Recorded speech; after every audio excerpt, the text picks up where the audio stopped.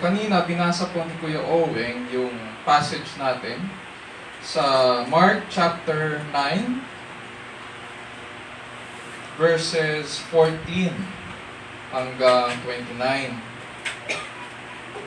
This time naman, hayaan niyo kung basahin ko sa inyo mula naman sa English. Mark 9 verses 14 to 29, at ganito po ang sinasabi. When they came back to the disciples, they saw a large crowd around them and some scribes arguing with them. Immediately when the entire crowd saw him, they were amazed and began running up to greet him.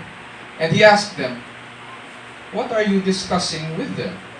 And one of the crowd answered him, "Teacher, I brought you my son, possessed with a spirit which makes him mute.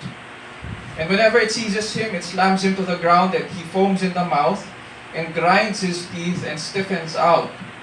I told your disciples to cast it out, and they could not do it." And he answered them and said, "O unbelieving generation, how long shall I be with you? How long shall I put up with you? Bring him to me." They brought the boy to him, and when he saw him, immediately the spirit threw him into a convulsion, and falling to the ground, he began rolling around and foaming at the mouth. And he asked his father, how long has this been happening to him? And he said, "From childhood. And it has often thrown him both into the fire and into the water to destroy him. But if you can do anything, take pity on us and help us." And Jesus said to him, "If you can, all things are possible to him who believes." Immediately the boy's father cried out and said, "I do believe. Help my unbelief." When Jesus saw that a crowd was rapidly gathering, he rebuked the unclean spirit, saying to it, "You deaf and mute spirit, I command you, come out of him and do not enter him again." After crying out and throwing him into a terrible convulsion, it came out, and the boy became so much like a corpse that most of them said, "He is dead." But Jesus took him by the hand and raised him, and he got up. When he came into the house, his disciples began questioning him privately. "Why could we not drive it out?" And he said to them, "This kind cannot come out by anything but prayer." So this is the word of the Lord. Praise be to God. Ang title po ng ating message sa umagang ito ay Help My Unbelief. Nasa series pa rin po tayo ng discipleship mula sa Gospel according to Mark. Ang passage natin ngayon sa umagang ito ay may kinalaman po sa pananampalataya or pananalig. Sinasabi po natin na ang pananampalataya o faith ay kaloob mula sa Diyos. Matatandaan natin yan sa Galatians 5 verse 22. And the fruit of the Spirit is love, joy, peace, patience, gentleness, goodness, kindness, self-control, faith. Faith. Kasama ang faith sa ninefold fruit ng Holy Spirit. Hindi lang yon. Ito rin ay tugon sa pagpapawalang sala. Ang pananampalataya po ay kaloob mula sa Diyos, and at the same time, it is also a response. Tugon din po ito sa pagpapawalang sala sa atin sa pamamagitan ni Jesucristo. Makikita po yun sa Romans 3:25 at saka chapter 9 verse 30.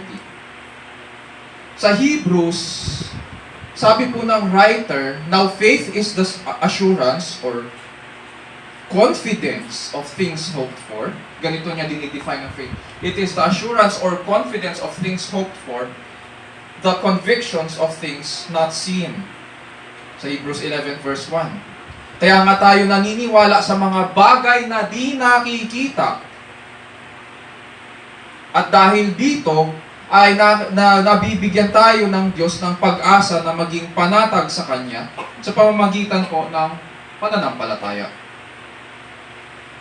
Sa makatuwid po, faith connects us to spiritual realities. It allows us to understand things we cannot see, things we cannot smell, things we cannot taste, things we cannot touch. And it does not follow na porket hindi natin nakikita, hindi natin naaamoy, nakahawakan o nalalasahan, ay ibig sabihin hindi totoo.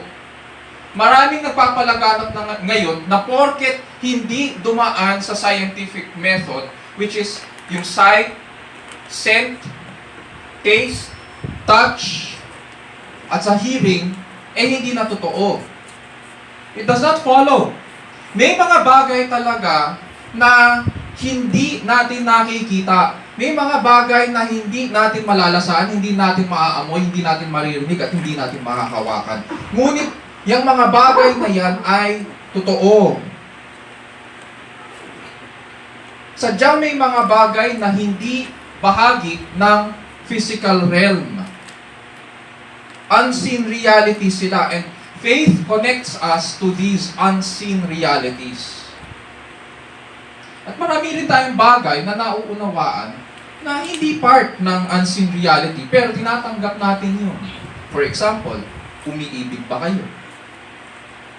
Nakikita mo ba ang pag-ibig? Hindi. Pero ginagawa natin yun. Part siya ng unseen reality.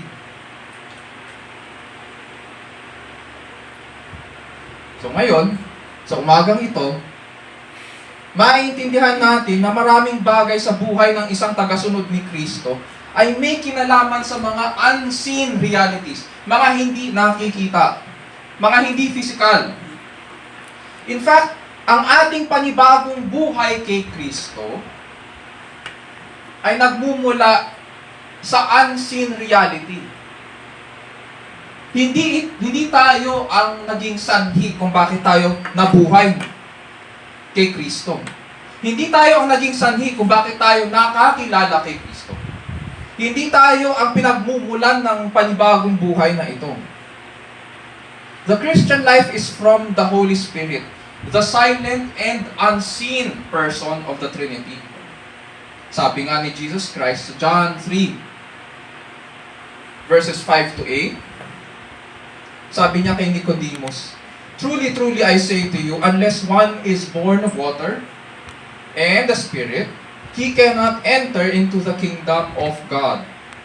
That which is born of the flesh is flesh, and that which is born of the Spirit is spirit. Do not be amazed," sabi ni Jesucristo. "You must be born again." Tapos pinaliwanag niya, "The wind blows where it wishes, and you hear the sound of it, but do not know where it comes from and where it is going. So is everyone who is born of the Spirit." Ganon din ang pagiging born again. Hindi mo alam kung saan patungo ang banal na Espiritu. Hindi natin alam ang buong plano. Ngunit, naipanganak tayo mula sa kaitaas-taasan. Mula sa kalangitan. Born from above. Or born again. At banal na Espiritu ang gumawa nun. It is an unseen reality, and yet it is a truth. Sabi nga po ni Augustine, the Bishop of Hippo, isa pong theologian, church father, na nabuhay noong 4th and 5th century, faith is to believe what you do not see. The reward of this faith is to see what you believe. Diyan natin kinuha yung contracted version sa panahon natin, to believe is to see, sa mga Christians. Ang buong kasabihan nun ay nagmula kay Augustine, at ganito ang sinabi niya, faith is to believe what you do not see. Ano ang reward daw nun? Ang reward nun mula sa Diyos is that faith is to see what you believe. Last week, napag-aralan po natin na ang isa sa mga implications ng pagsunod kay Kristo ay ang suffering for the gospel o pagtitiis para sa ebanghelyo. Today, pag-aaralan naman po natin ang isa na namang implication, which is ang pananalig kay Kristo or faith in Christ. And so as we start today's message, let me lead you to the core of our passage na makikita po sa verse 24 ng Mark chapter 9. At ganito po ang sinasabi. Immediately the father of the child cried out and said, I believe, help my unbelief. This passage is about faith. Brothers and sisters, friends, sa umagang ito, panalangin ko po na makapag-minister sa atin ang salita ng Diyos, such that makita po natin ang kahalagahan po ng pananampalataya at ang kagandahan ng pagsunod kay Kristo. In doing so, we would become steadfast sa paglakad natin, sa pagsunod natin sa ating mabait na hari at maawain na tagapagligtas. Nawa tumugon po tayo sa maayos na pagsamba sa Kanya, sa presensya ng Diyos, sa ilalim ng kapangyarihan ng Diyos, at para sa kalwalhatian ng ating dakilang Diyos. Tulad last week, ang ating thesis sa umagang ito, well, it would still remain the same. What does it mean to follow Christ to the cross? What does it mean to follow Christ to the cross? Sa pag-aaral po natin ng Mark chapter 9 verses 1 to 13, just a brief review lang po, umakyat po sina Jesus sa bundok para manalangin. Kasama po niya si Peter, si James, at saka si John. So, 4 po sila. Hindi niya kasama ang lahat ng mga apostol, kundi 4 lang po sila, 3 apostol yung kasama niya. Pero pagdating nila sa bundok, before their eyes, na biglang nagulat ang mga apostol, si Peter, James, and John, dahil nakita nila may ibang kasama si Jesucristo. Nagbago ang anyo ni Jesucristo, nakita nila na nagniningning siya, nakita nila siya sa buong kapangyarihan niya bilang hari ng mga hari. At may kausap siyang 2. Si Elijah at saka si Moises. 2 characters. Kilalang characters sa Old Testament. Si Moises na nagre-represent ng kautusan at si Elijah na nagre-represent ng mga propeta. Sa Old Testament, especially sa panahon nito ni na Jesucristo, pag pinag-uusapan ang law and the prophets, ang ibig sabihin po niyan ay ang kabuuan ng scriptures. And so they were talking about yung kamatayan ni Jesucristo, na the whole of scripture points to the death of Jesus Christ.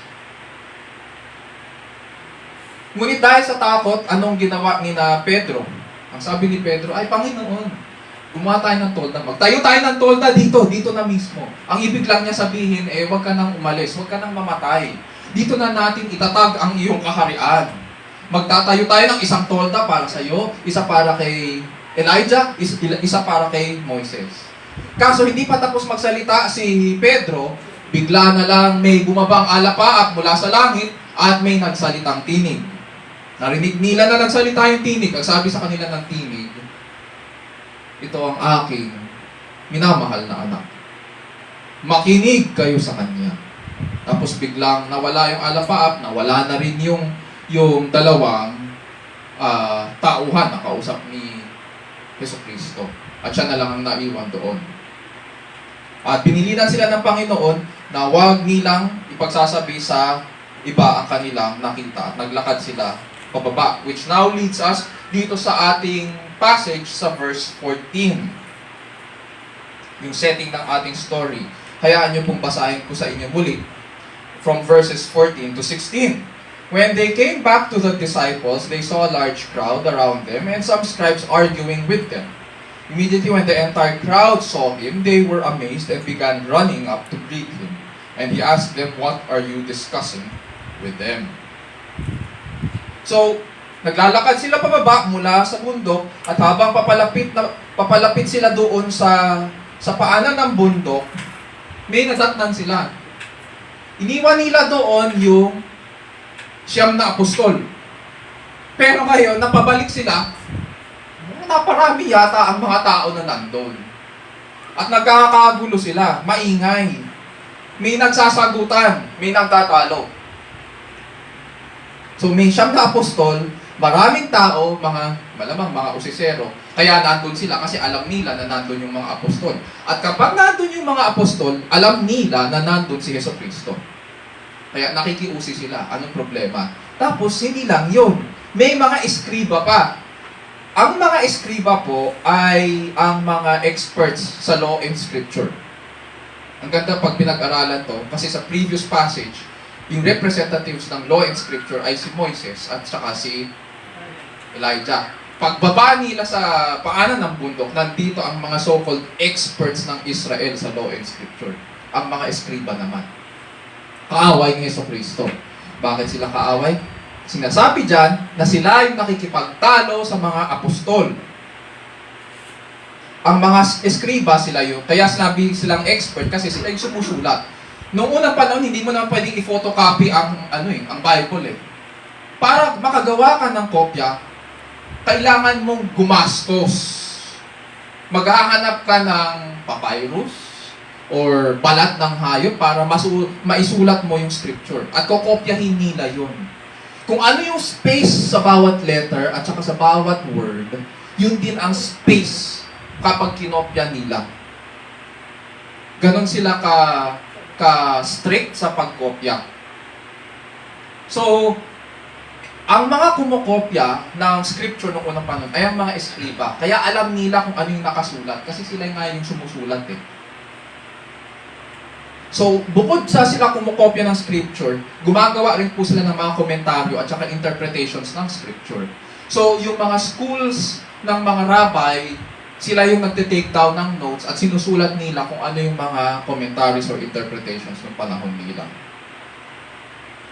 Dito sa ating passage, nasa Caesarea Philippi po sila, which is Gentile country. Nakakapagtaka, ano ang ginagawa ngayon ng mga teachers ng Israel sa Gentile country? What business do they have here? Except, kundi sundan si Jesucristo, malamang may balak silang masama. Pero ngayon, habang pababa si Jesucristo sa paanan ng bundok, natatnan niya ang kanyang mga alagad na nakikipagtalo dito sa mga eskriba at ang daming mga usisero na nanonood. Anong problema? Kaya pagdating ng Panginoong Jesucristo, tinanong niya sila, what are you arguing with them? Ano ang pinakikipagtalo ninyo sa kanila? Tinanong niya ang mga eskriba.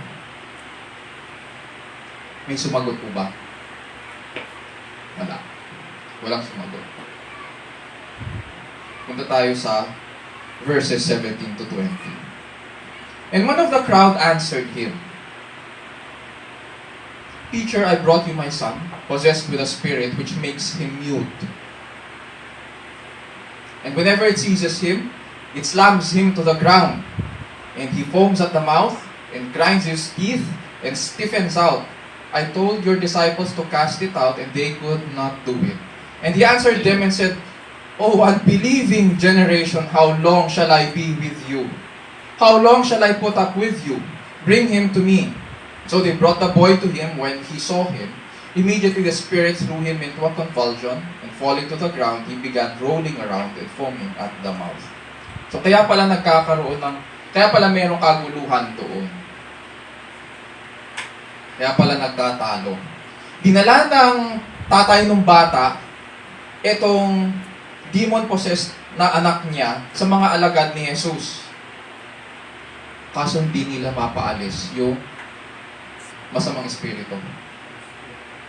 We can only imagine. Siguro ang ginawa nila, dinala niya doon dahil gusto niyang mapagaling yung kanyang anak. Tapos ilan yun? Ilang apostol yung nandun? 9. Malamang siguro, bawat isa sa kanila sinubukan. Malis ka dyan. Ilan yun? 9 ang dadaan doon sa bata. Pero 0 ang resulta. Walang nangyari. Hindi nila napalayas ang demonyo. At dahil hindi nila magawa, sinasabihan na sila ngayon ng mga eskriba. Ang trabaho po ng eskriba ay hindi para magpaalis ng demonyo.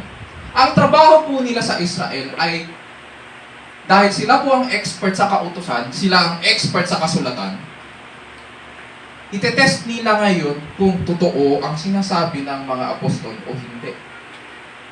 Ngayon, kiniklaim ng mga apostol kasi na tama ang tinuturo ni Hesukristo. Kiniklaim nila na si Hesukristo ang Mesiyas. Ngayon, kung kiniklaim nyo na si Jesus ang Mesiyas, bakit itong batang ito hindi nyo mapagaling? Kung totoo ang sinasabi ni Hesukristo, at kung totoo rin ang sinasabi nyo dahil sumusunod kayo sa Kanya, bakit hindi nyo tumapagaling ngayon? Lumalabas. Napeke kayo. Huwad kayo. Yun ang pinupunto dito ng mga eskriba. Pinagtatawanan ng mga eskriba ngayon, itong mga apostol. Walang kapangyarihan ang inyong mga turo. Peke kayo. Pero nakakapagtaka.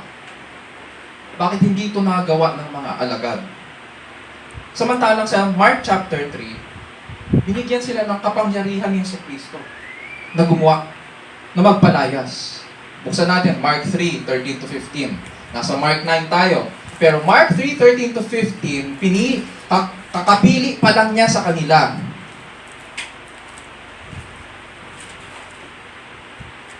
Ganito ang sinasabi.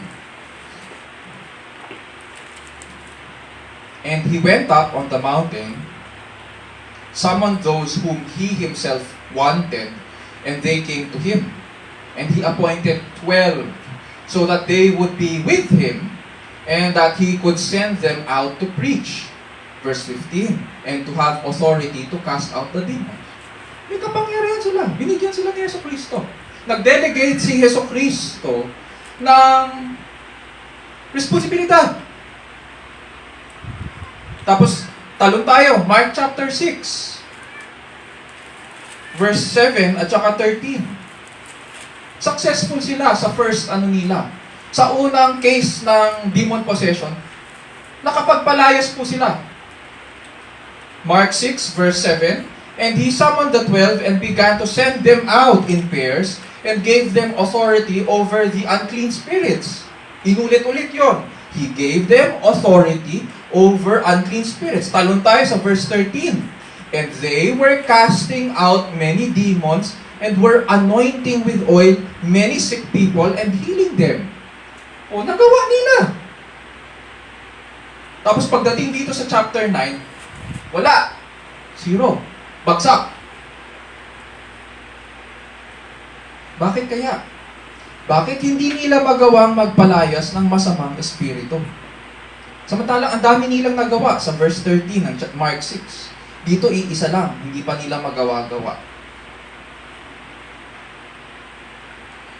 Starting verse 17 ng Mark chapter 9, tingnan naman natin ang naging epekto ng masamang espiritu sa bata. Mark 9 verse 17. Sa verse 17, anong descriptions doon sa ginawa ng masamang espiritu sa bata? Napipipi yung bata kapag inaalihan siya. Pag napipipi, hindi siya makapagsalita. Ibig sabihin, previously, bago siya alihan ng masamang espiritu, nakakapagsalita siya. So, hindi po lahat, kadalasan ngayon kasi, pag nanonood tayo ng mga nasa TV, pag inaalihan ng masamang espiritu, nagsisisigaw. Hindi lahat. Ito, ang epekto sa bata, hindi makapagsalita. Okay, tuloy tayo. Verse 18. Kung saan siya abutan ng demon possession, binubuwal daw yung bata. Hinahagis. Nahuhulog yung bata sa lupa. Hindi lang yun, bumubula ang kanyang bibig. Nagngangalit ang kanyang ngipin, parang may epileptic seizures. Parang epilepsy. Hindi lang yun, naninigas din daw yung bata. Hindi makakilos, hindi makapagsalita. Ngayon, gusto ko pong bigyan tayo ng note lang, mental note. Hindi po nito ibig sabihin na porket ang isang tao ay quadriplegic or paralyzed yung kanyang pantaas at pambaba, ay ibig sabihin sinasaniban. Okay? Maliwanag po yun. Hindi ibig sabihin na ang isang tao ay dahil hindi niya makilos ang kanyang mga kamay at paa, ibig sabihin sinasaniban po siya. Hindi rin ibig nitong sabihin na kapag may epileptic seizures ang isang tao, ay ibig sabihin inaalihan na siya. We should be careful sa ating mga conclusions. Sa batang ito na sinaniban, nagkaroon, it seems, ng control ang demonyo doon sa kanyang motor responses. Kaya yung bata, naninigas o nagkikikisay naman pagkatapos itapon sa lupa. At bumubula ang kanyang bibig. Ngayon, itong tatay niya, dinala siya sa paanan ng Panginoong Jesus. Dahil hindi raw kaya ng mga apostol na paalisin ang masamang espiritu. And what Jesus says next will reveal kung bakit walang nagawa ang mga apostol. Sabi ng Panginoon, pagkatapos dalhin sa Kanya, O faithless generation, how long shall I be with you? How long shall I put up with you? Bring him to me. Strong words ito. Hindi po sinabi ni Jesucristo na, O faithless apostles. Hindi rin niya sinabi, O faithless crowds of people. Ang sinabi po niya, O unbelieving generation, O faithless generation. Nilahat po niya, including pati ang kanyang mga alagad. Sinama na niya doon sa mga hindi naniniwala sa kanya. Sa makatuwid, itong case na ito ay case of unbelief. Unbelief ng mga nakapaligid sa Panginoon. At yun yung dahilan kung bakit hindi nila napaalis itong masamang espiritu. Kahit yung mga alagad, hindi nila napaalis ito dahil sa kanilang unbelief.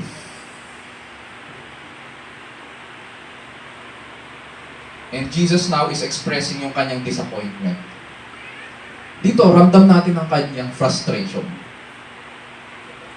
May inis? May inis. Meron. Parang sasabihin natin, nakakaramdam ba ng inis sa Panginoon? Eto, dito makikita natin yun. Naiinis din siya. May sarcasm ba? Mukhang meron, konti. O faithless generation, how long shall I put up with you?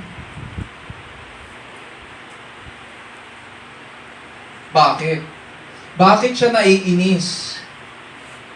Kasi ang dami na niyang ginawang mga milagro. Simula chapter 1 ng Mark hanggang dito sa chapter 9, hindi pa ba rin sapat yun? Isa-isahin natin. At lahat ng ito nakita ng kanyang mga alagad. Nandun sila. Yung mga taong nakapaligid, kaya nga sila sumusunod sa mga alagad eh. Kasi nakita nila, alam nila kung nasa ng mga alagad, nandun si Jesucristo. Kaya nga nila sinusundan si Jesucristo eh. Dahil naririnig nila ang kanyang salita at may kasama itong pagpapagaling. At ngayon, wala pa rin pananalig. Sa Mark chapter 1 verses 30 to 34, pinagaling ni Jesus ang mother-in-law ni Pedro. At kung may mother-in-law ka, ibig sabihin may asawa ka. Therefore, may asawa si Pedro. Okay? Maliwanag yun. Jesus healed Peter's mother-in-law and the multitudes. Sa Mark chapter 1 verses 30 to 34. Sa Mark chapter 2 verses 1 to 13, Jesus heals the paralytic. Sa Mark chapter 3 verses 1 to 12, Jesus heals on the Sabbath. Yung lalaking may baluktot yung kamay. Sa Mark chapter 5 verses 1 to 20, pinalayas ni Jesus yung Gerasene demoniac, yung nagngangalang legion, na libo-libo ang inalihan doon, ang sumanib doon sa tao at nanirahan doon sa mga yungib sa Gerasenes. Sa Mark chapter 5 verses 21 to 43, Jesus healed Jairus' daughter and the woman with 12-year hemorrhage. Yung nireregla ng 12 years na walang tigil. Pinagaling niya. Hindi lang yun. Sa Mark chapter 6 verses 33 to 44, Jesus fed the 5,000. Sa Mark chapter 7 verses 24 to 37, Jesus healed the Syrophoenician woman's daughter that had an unclean spirit. Sa Mark chapter 8 verses 1 to 26, Jesus feeds the 4,000.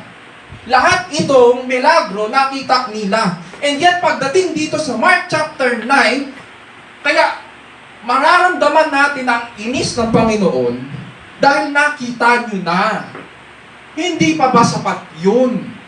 Hanggang kailan na lang ako? Mark chapter 9, in how many years na lang? 3 years lang ang tinagal ng ministry ni Jesus Christ. Ano ba ang 3 years?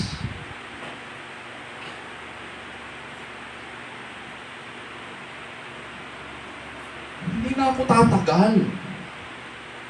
Mark chapter 8, sinabi niya, kailangan kong mamatay.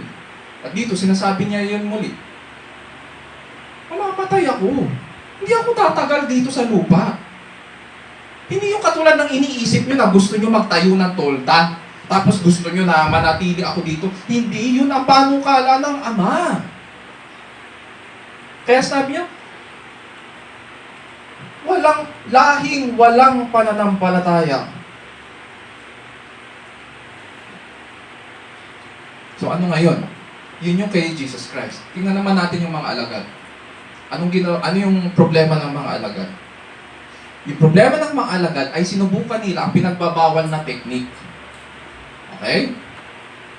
Naririnig natin yung ngayon, mga pinagbabawal na technique. At ginawa nila yon. Ano yung pinagbabawal na technique?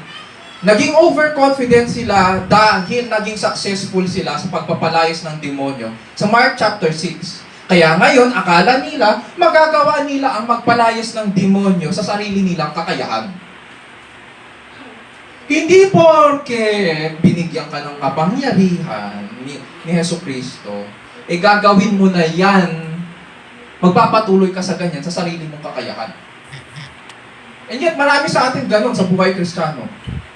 Hindi porket nakakilala tayo sa Panginoon, wow, ang sarap sa pakiramdam. So ngayon, ang nangyayari, umaasa tayo ngayon doon sa pakiramdam ngayon. Pagkatapos, pag nasubukan at nahirapan, si Jesus pa ang may problema. Ikaw yung umasa doon sa happiness mo eh. Ikaw yung umasa doon sa pakiramdam na yun. Ikaw yung umasa sa sarili mong kakayahan, tapos ang may problema, Panginoon. Hindi ganun yun. Does not work that way. At ganun yung nangyari sa kanila. Umasa sila sa sarili nilang kakayahan. Pahiya sila tuloy sa harap ng mga tao at eskriba. Worse, Dawit, syempre, ang pangalan ng Panginoong Kristo. Dahil sila ay tagasunod ni Hesus Kristo, at siya ang discipler nila, sira ang pangalan ni Hesus Kristo. Sira ang credibility niya. Worse yun. Ang pinaka-worst, emergency situation po ito. Pag ikaw ay nasa emergency situation, ano ang dapat mong gawin? Life and death ang pinag-uusapan dito. At nung bumaba si Hesus Kristo, ano ang nadatnan niya? Sinasagip ba nilang bata? Hindi. Ang nadatnan niya, nagtatalo sila. Nakikipagtalo yung kanyang mga alagad. Emergency situation, may oras kang makipagtalo. So, bagsak talaga. Lumalabas yung incompetence ng mga alagad niya. Oh, unbelieving generation, how long shall I be with you? Nandun na sa pinakadulo yung mauubos na yung PC ng Panginoon dito. Nandun na sa pinakadulo yung kanyang yung sinulit ng kanyang pasensya. Malapit na.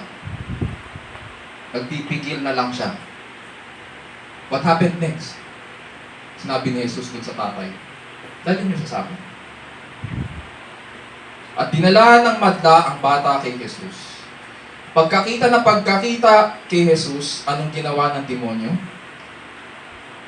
Hinagis ng demonyo yung bata sa lupa. Nangisay ng lupa ang bata at nagpagulong-gulong habang bumubula ang bibig. Nagulat ba si Jesus? Hindi. Hindi siya nagulat.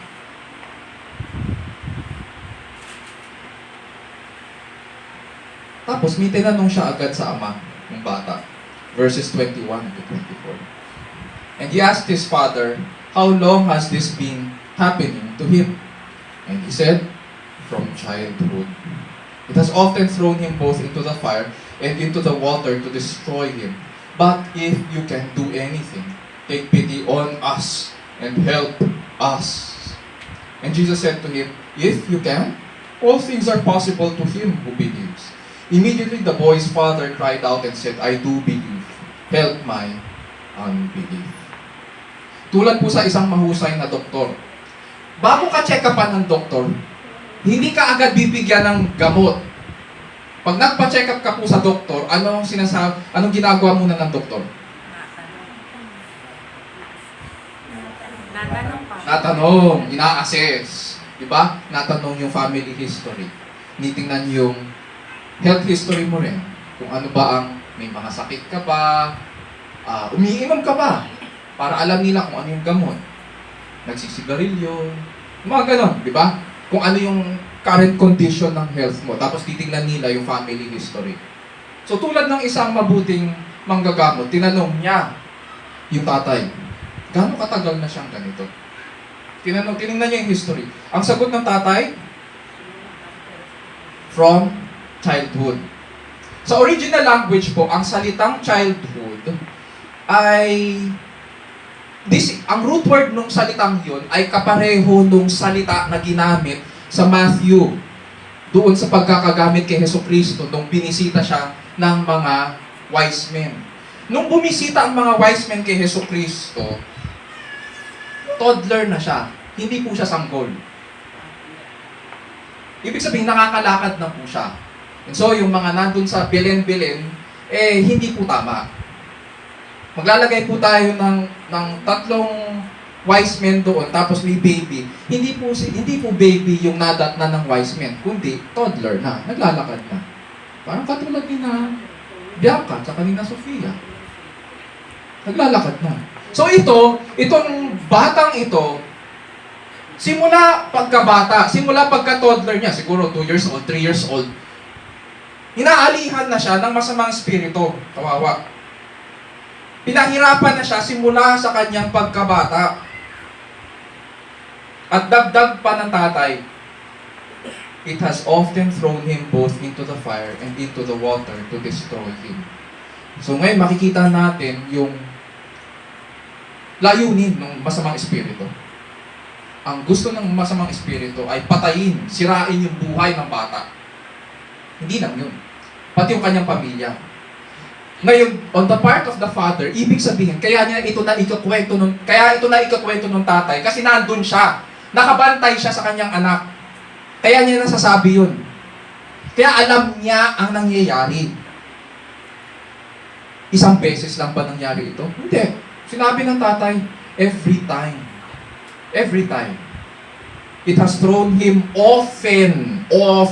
Hindi isang beses, hindi 2 beses, hindi 3 beses, kundi ilang beses na. Marami na.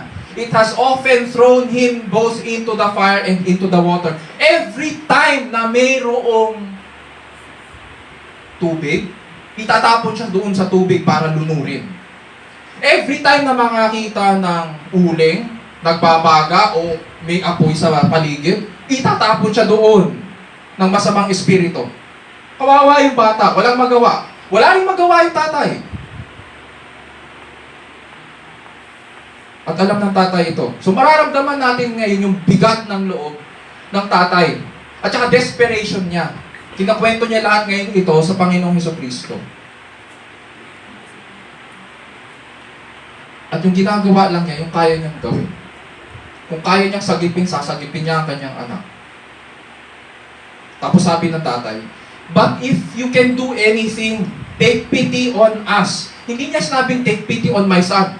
Or take pity on me. Hindi, sabi niya take pity on us and help us. Sino yung us? Bakit biglang naging plural? Malamang tinutukoy niya yung buong pamilya. Ibig sabihin, traumatized na buong pamilya sa pangyayari sa kanilang anak. Ramdam natin ngayon yung kirot sa kanyang pananalita at yung kanyang pagiging desperado. Hindi na niya alam kung ano ang kanyang gagawin. Kasi hindi mapagaling ng mga alagad eh.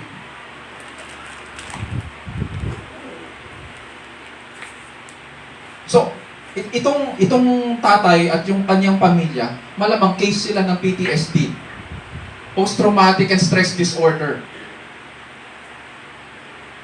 Traumatized sila sa pangyayari. Biruin mo ba naman? Kasama mo yan simula pagkabata. Tapos walang lumipas na araw na ganyan ang mangyayari. Ikaw ba naman matutulog ka? Hindi ka makakatulog dahil nakabantay ka eh. Baka bigla na lang buksan yung pinto, biglang tumalon doon sa bintana. Sa tuwing may apoy daw, doon tinatapon yung bata. Sa tuwing may tubig, doon dadalhin yung bata, lulunurin. Traumatized ang buong pamilya. Praning na praning sila. Hindi nila alam kung kailan sasalakay yung masamang espiritu. At syempre, awang-awa yung tatay sa kanyang anak. Dahil para sa kanya rin, nandun na siya sa bingit ng kanyang katinuan. Wala siyang magawa eh. So paano na? Sa isipan ng lalaki, kaya ganito yung kanyang tanong kay Jesucristo. Dahil hindi magawa ng mga apostol, duda siya kung magagawa ni Jesucristo. Siyempre, kung sila nga yung mga kasama ni Jesucristo, kung sila hindi nila kaya, si Jesucristo pa kaya?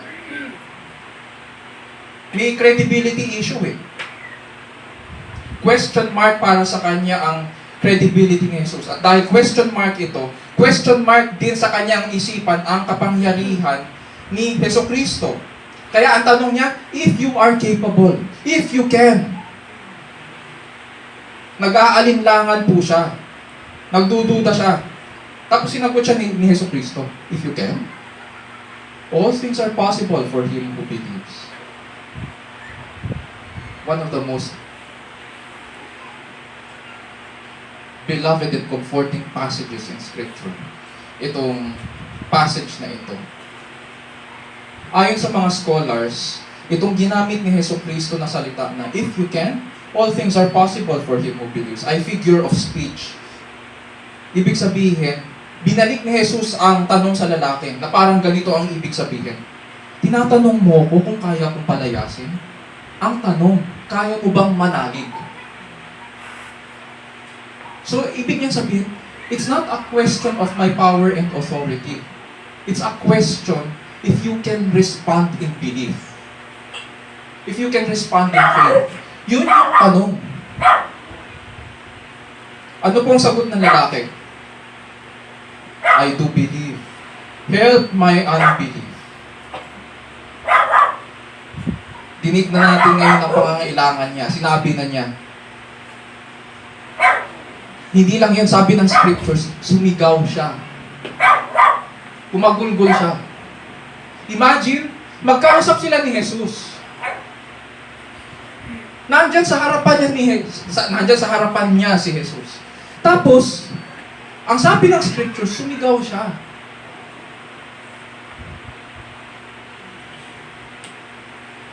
Sabi niya, I do believe. Help my unbelief. Dinig naman ni Jesus yun. Pero siya, kailangan niyang ilabas yun. Nilabas niya, sinabi niya, inaako niya ang kanyang pangangailangan at pagkukulang. Parang sinasabi niya, maawa ka naman. Ayokong manatili sa ganitong kalagayan. Remove me from my weakness. Remove me from my faithless condition. Help my boy. Help us. I do believe. Help my unbelief. Nagmakaawa siya. Naintindihan niya yung tinanong ni Jesus. Simpleng tanong lang, if you can. Simpleng tanong lang, yung sinabi ni Jesus. Tapos dito, sinambit ng lalaki yung kanyang pangangailangan. At tumugon siya ng maayos sa Panginoon. Mga kapatid at kaibigan, magkaiba po ang unbelief sa pagdududa. Although ang unbelief pwedeng mapunta, or rather ang pagdududa o pag-aalinlangan ay maaaring mapunta sa kawalan ng pananampalataya. Pero magkaiba sila. Ang unbelief po ay absence of faith. Ang pagdududa o pag-aalinlangan ay kini-question dito ang pananampalataya. Kini-question nito ang faith. Kini-question nito what is believed to be true. And so, ang pagkakaroon ng pag-aalinlangan o pagdududa ay hindi po kasalanan. Uulitin ko po, lahat tayo dumadaan dyan. Ang pagdududa ay hindi kasalanan. Ibig lang sabihin, pag may pagdududa ka, hindi mo naiintindihan. Hindi ka sigurado sa bagay na yun, kaya ka nagdududa. Ibig sabihin, kailangan mayroon kang pag-aralan pa. Kailangan may matutunan ka pa. Kailangan mawala yung mga doubts na yan. Kailangan may magturo sa'yo. And so, having doubts is not unbelief. All of us have doubted at one point or one way or the other. Natatandaan ko nung lumapit sa akin si Kyle one time, kwento ko Kyle ha. So, at an early age, naturuan ko na po sila tungkol sa Diyos. At syempre sa persons of the Trinity. Lumapit siya sa akin one time, umiiyak. O pinipigil niya yung iyak niya. Sabi niya sa akin, Daddy, may parang bumubulong daw sa kanya na hindi totoo yung nakasulat sa Bible. Pero gusto niyang maniwala. Pero may bumubulong daw. O, ganito sabi ko. Nagdududa ka? Kailangan natin mag-aral. Hindi na yung ganyang pamamaraan. Kailangan ibahin na natin ang, kumbaga, pag nanonood ka ng anime, kailangan na natin ibahin ang technique. Kailangan itaas na natin yung antas ng pag-aaral mo. Hindi na katulad ng dati. Bakit? Kaya ka nagtatanong, kaya ka nagdududa, kaya ka nag-aalinlangan. It's because may hinahanap na yung kaluluwa mo. Kailangan may matutunan ka na hindi, na iba na sa antas ng iyong pinag-aaralan. Kailangan may matutunan ka, kaya ka naghahanap ng katotohanan. Kaso ang problema po sa atin ngayon, hinahayaan lang natin pag may pagdududa tayo. Pag nag-aalinlangan tayo, hinahayaan lang natin, imbis na humingi ng tulong sa mas competent sa atin, o mas nakakaalam at nakakaintindi, ang ginagawa natin, hayaan lang muna yan dyan. Kaya pag nagduda po tayo, at wala tayong ginawa, lumalala ito. Napupunta sa unbelief, dahil wala po tayong ginagawa. Tapos ang ituturo natin, na walang pakialam sa atin, yung church. Ang tanong sa atin, ano ang ginawa natin?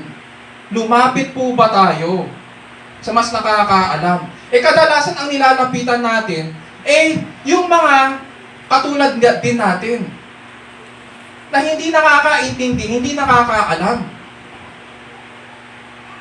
Parang estudyante yan May tanong ka ukol sa exam nyo, pero hindi mo tinanong sa iyong guro.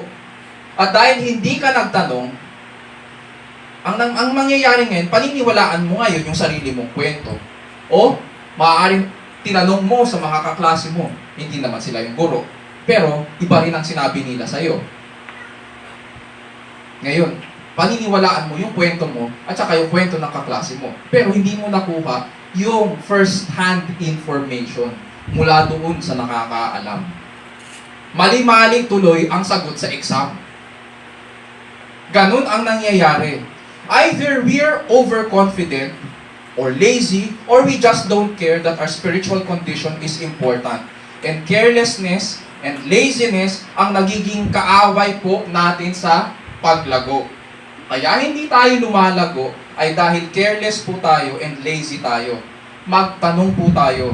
Sapagkat pag wala tayong ginawa sa ating pagdududa, kasalanan po yun.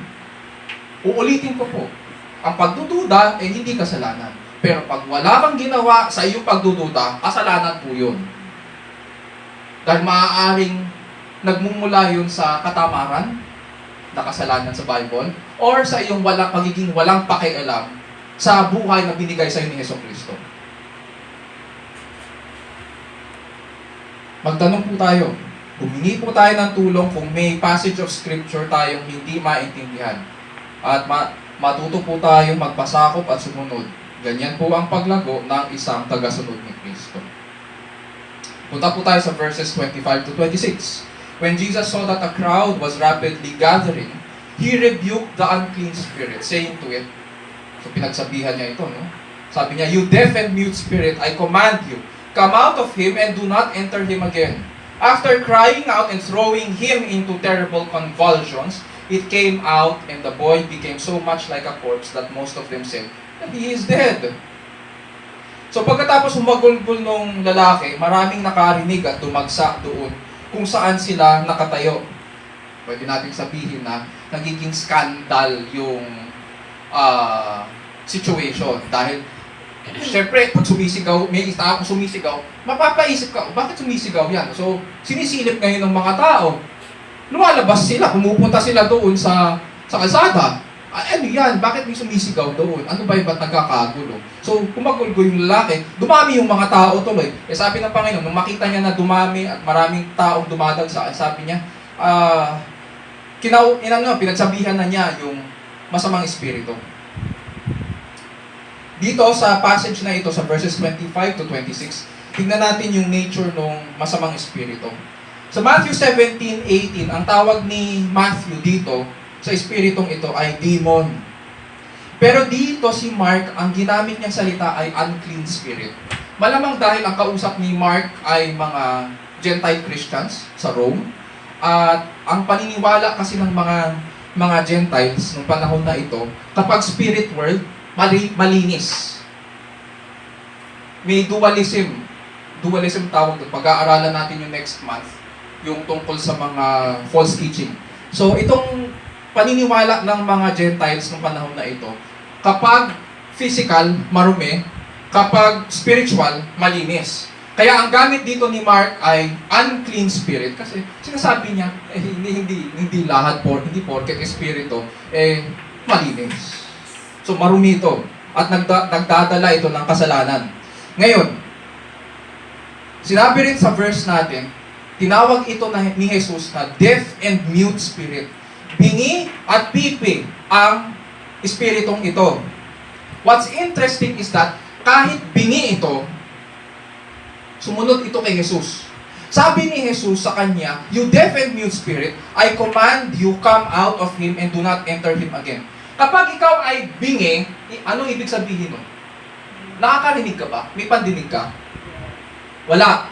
So, kung wala kang pandinig at may nagsasalita sa harapan mo, makakatugon ka ba? Hindi. Pero ito, nagsalita dito ang hari ng mga hari. Nagsalita dito ang manlilikha. Umalis ka dyan. At kahit itong espiritong ito ay bingi at pipi, sumunod siya.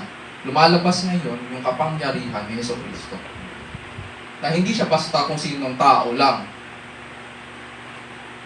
Siya ang manlilikha.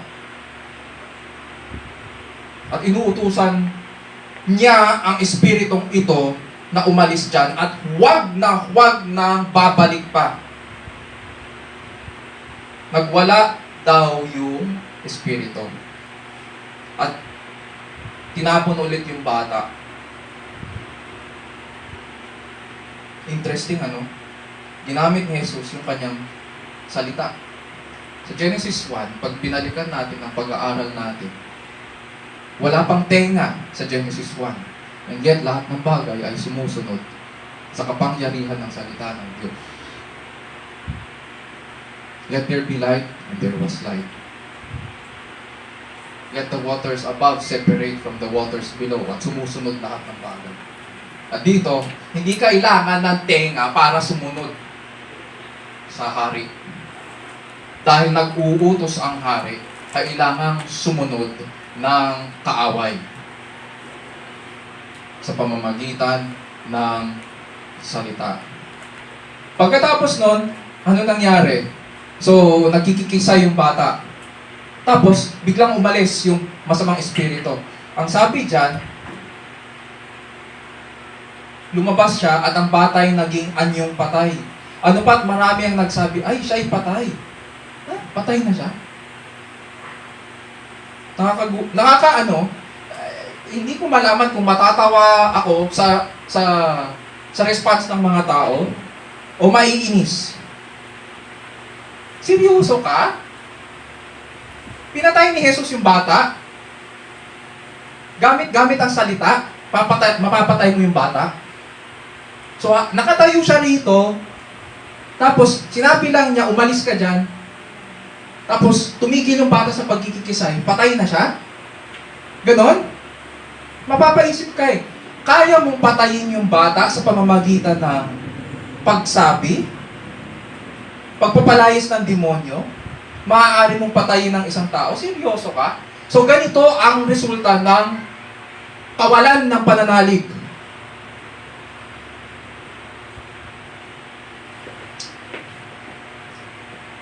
Excuse me for the term. Pero magiging konting vulgar lang ako sa language ko. Nakakabobo po ang kawalan ng pananalig. Sa theology, ang tawag po namin dyan ay the noetic effects of sin. May epekto ang kasalanan sa isip ng tao. At nakakabobo po yun. At halatang halata dito sa madla. Ang dami nila, wala man lang kumontra at lahat sila sinabi, ay patay na siya. Obvious na obvious ang kanilang unbelief. And at the same time, the Bible tells us, the fear of the Lord is the beginning of wisdom. Saan nagmumula ang karunungan? Hindi naman sa unbelief kundi sa pagkilala sa Diyos.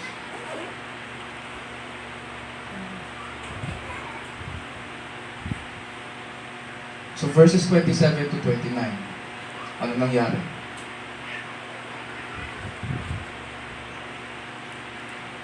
But Jesus took him by the hand and raised him and got up. When he came into the house, his disciples began questioning him privately. Why could we not drive it out? And he said to them, this kind cannot come out by anything but prayer.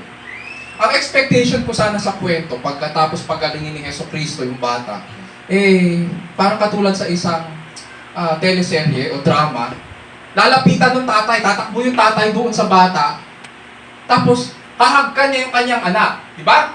Lalapitan niya, kukunin niya yung kanyang anak. Kasi sinabi ng mga tao, patay. So anong gagawin ng tatay? Patay na nga ba? So hindi malalaman ng tatay kung anong kanyang gagawin. Magwawala siya o kukunin niya yung kanyang anak. Pero pagkatapos nito, walang binanggit si Mark tungkol sa anak. Ang binanggit niya agad si Jesus. Ang ginawa ni Jesus, pagkatapos sabihin ng mga tao, ay, pinatay? Ay, patay na siya. Mga usisero talaga. No? Kinuha ni Jesus yung kamay ng bata. Inabot niya ang kanyang kamay, hinawakan niya yung kamay ng bata, tapos tinulungan yung bata na makatayo. What does this tell us? It tells us what the loving Creator King does for His creation. Inabot ni Jesus ang kamay niya at hinawakan ang bata para ibangon ito. At tumayo nga yung bata. Kailangan natin ito. Diba? Kailangan natin yung ganito. I mean, pwede naman sabihin ni Jesus, malayo-malayo siya kung sinabihan nga niya yung demonyo. Umalis ka dyan. Pwede niya rin sabihin sa bata, tumayo ka. Pero hindi niya ginawa yun. Susunod naman din yung bata kung sasabihin niya, tumayo ka dyan. Tatayo yung bata, sigurado. Pero hindi niya ginawa yun. Ang ginawa niya, inabot niya yung kamay niya. Hinawakan niya yung kamay ng bata at tinulungan yung bata na tumayo. Parang walang nangyari, walang simptomas ng panghihina, walang pananakit ng kahit ng kanyang mga kalamnan. Malakas na malakas yung bata. At napaka-meaningful nito. Jesus did something better. He was very personal. and it reminds us that we have a personal God.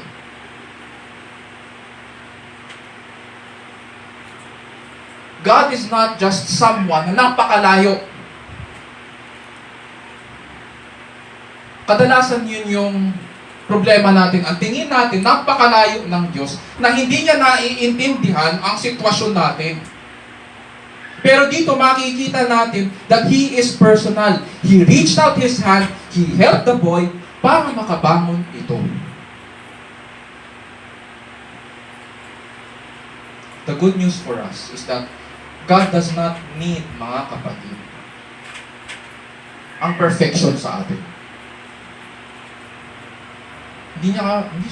Wala siyang pangangailangan actually. Pero hindi niya hinihingi ang perfection sa atin para pagalingin niya tayo. Hindi niya kailangan ang perfect righteousness mula sa atin para magpagaling siya. Para dinggin niya ang mga panalangin natin. Sabi nga sa Isaiah 53:5, "But He was pierced through for our transgressions. He was crushed for our iniquities.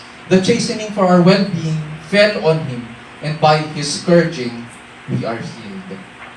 Alam niya na hindi natin magaganap ang kautusan, sapagkat malubha na malubha ang karamdaman ng ating kaluluwa sa kasalanan. At ito nga ang dahilan ng pagpapadala niya sa kanyang anak na si Jesucristo, upang ang kanyang anak ang magbata ng lahat ng hinihiling ng kautusan para sa ating katubusan. And God personally reached out to us through His Son Jesus Christ by crushing His own Son so that we would be healed and that we would rise to newness of life.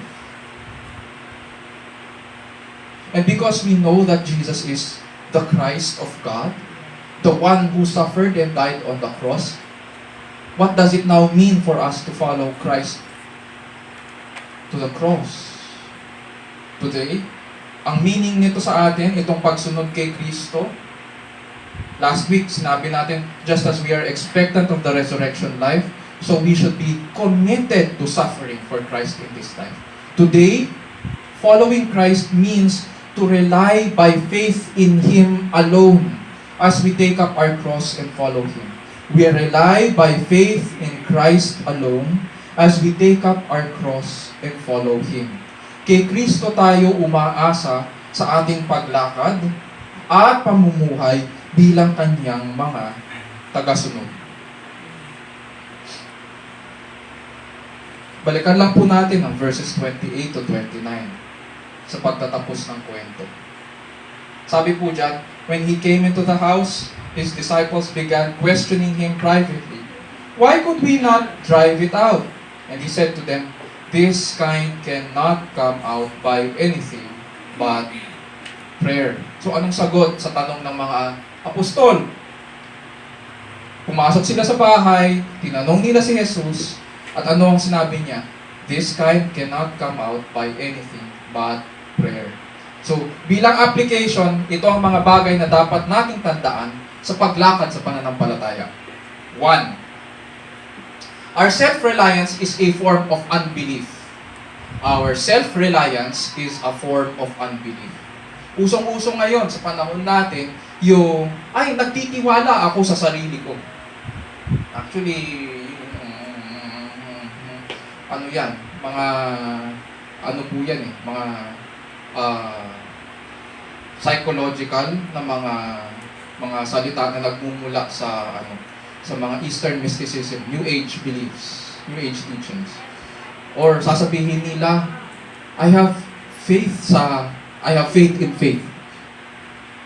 No? Ang problema sa lahat ng mga salitang yan, patungkol yan sa sarili nating kakayahan. And our self-reliance is a form of unbelief. Ang dahilan bakit hindi mapaalis ng mga siyam na apostol ang masamang espiritu ay dahil umasa po sila sa sarili nila. Umasa sila sa past success nila laban sa mga masasamang espiritu. At ang kailangan nating maintindihan dito ngayon na ang tunay na pananalig at totoong sumasampalataya kay Kristo ay kilala ang kanilang sarili. Yung kung saan sila may limitation, ang kanilang kahinaan at pangangailangan sa harapan ng hari. Sa makatuwid, ang tunay na sumusunod kay Kristo ay hindi umaasa sa kanyang sarili.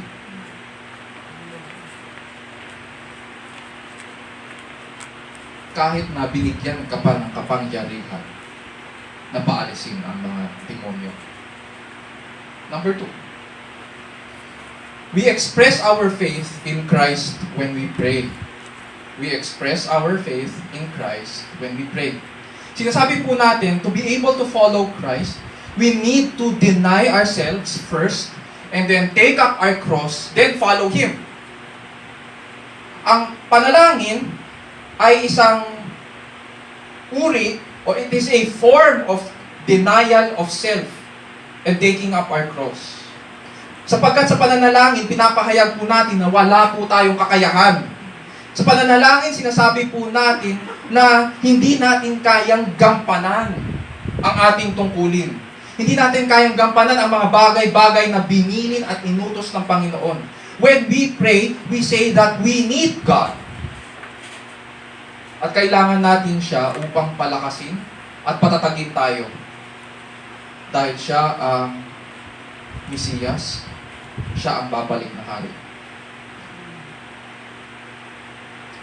Sinabi ni Jesus earlier, all things are possible to him who believes. Sabi ko kanina, this is a comforting at saka one of the most wonderful verses sa Bible. Pero ang problema sa atin, we often take it out of context. Kino-quote natin ito in the way na all things are possible, therefore gagawin ko to. Gagawin ko yung gusto ko. Hindi nito ibig sabihin na lahat ng bagay na hilingin natin o ipanalangin natin ay matutupad. Again po, gusto kong ipaalala sa bawat isa, hindi genie ang Diyos. Hindi siya genie, na parang may gusto ako, papahiran ko lang yung yung lamp, tapos biglang lalabas siya, I can give you 3 wishes. Ano yung 3 wishes mo? So ayon sa iyong kalooban, gagawin ng genie. Hindi ganun yun. Hari ang kausap po natin.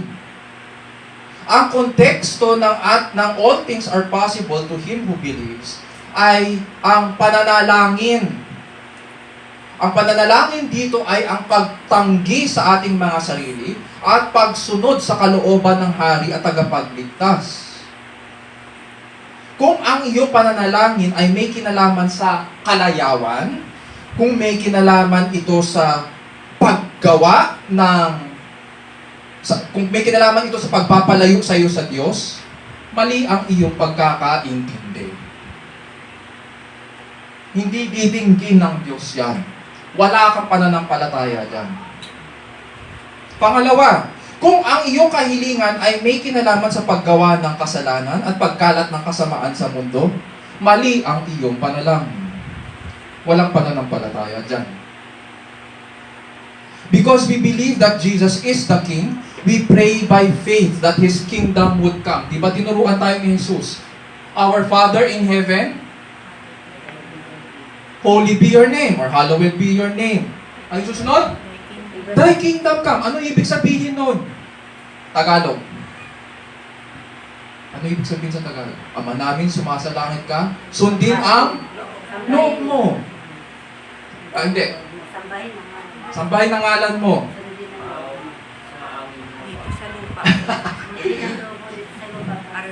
Okay. Thy kingdom come, thy will be done on earth as it is in heaven. Anong ibig sabihin nun? Mauuna ang kalooban ng Diyos bago sa kalooban ko. Siya ang masusunod, hindi ako. Siya ang hari. Ako ay isang alipin lang. Yun ang ibig sabihin nun. Nang all things are possible. Yun yung konteksto nun. Yun yung sakop ng all things dito. Your kingdom come, your will be done on earth as it is in heaven. Yun ang tamang pananalig sa Kanya. And because we believe that Jesus is the Christ, God expects faith from us as His followers, no less. Which leads us doon sa third point. Sa third application natin, may kinalaman to sa attitude natin. We need to approach with an attitude of repentant helplessness. approach with an attitude of repentant helplessness. Sabi po ng ama ng bata, I do believe. At pasigaw niya itong sinabi, help my unbelief. Desperado pa nga siya. Kung naiintindihan po natin kung sino tayo sa harapan ng Diyos, magiging desperate din tayo. Bakit? Dahil sa ating sariling kakayahan, wala tayong magagawa sa ating kalagayan. Sa harapan ng Diyos, ang ating mga gawa ay mga maruruming basahan lang. And so, hindi niya tatanggapin. Ngunit dahil kay Kristo, pinatawad tayo. Si Kristo ang tanging daan. Siya ang katotohanan. At siya ang buhay. Hindi ang ating mga gawa. And so dito, ang attitude dapat natin ay kinikilala po natin na wala tayong magagawa. Kinikilala natin na kailangan natin ang tulong ng Panginoon. Dito, makikita natin yung ama ng bata, inako niya ang kanyang kakulangan at lumapit kay Jesus. His faith that Jesus can heal his son gave him access to what was unseen. That his boy can be free from demonic possession and his family can live a changed life because of what Jesus had done. Sabi nga po sa aklat ng Hebrews, sa chapter 11, verse 6, without faith, it is impossible to please Him. For he who comes to God must believe that He is, and that He is a rewarder of those who seek Him. And so we are to fix our eyes on Christ alone and trust Him when we ask according to His word and seek to obey His commands. When we ask in faith, uulitin ko, it pleases God. Ang isa sa mga panlabas na anyo po ng pananalig sa Panginoon ay ang panalangin. Pinapakita nito na hindi po tayo umaasa sa ating sariling kakayahan, kundi sa kapangyarihan ng Diyos na Siya po ang gagawa ayon sa Kanyang kalooban, sa Kanyang salita. As Christ followers, we understand that we depend on Christ and we can rely on Him so that we can continue to walk by faith. Isa-puso po natin ang mga bagay na ito at iukol po natin ang ating sarili sa dakila at tapat na Panginoon. Time na lang.